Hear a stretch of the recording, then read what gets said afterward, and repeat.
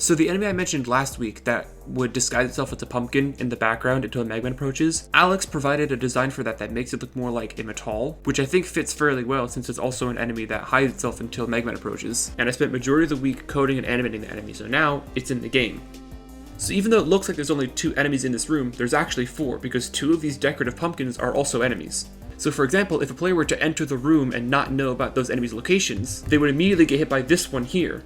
If the player then knows that these enemies exist and is now cautious of pumpkins, they would start second guessing where in a level is actually safe, which puts them on edge and makes them scared like a haunted house should.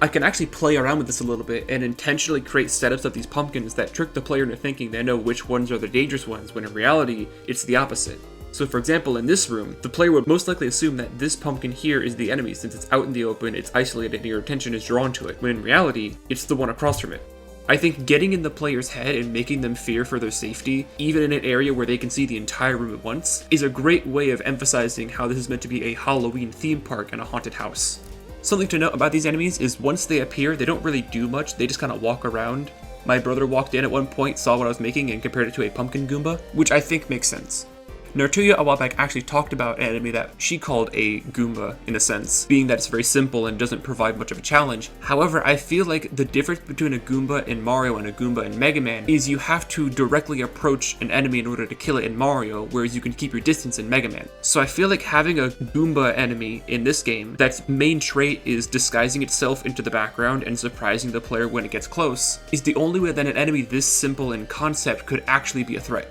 I decided to play around with some squash and stretch animation effects, so you'll see that when they bonk into the walls or each other, they look kind of squishy. I feel like this makes an otherwise very bland enemy design a lot more expressive, and also makes it kind of cute and unintelligent in a way. The only other thing that I worked on this week was this weapon transition effect that's inspired by a Mega Man RG comic panel that I saw on the subreddit. I understand that some people might be put off by this effect and find it distracting, so I made sure that you can speed up the effect and turn it off completely.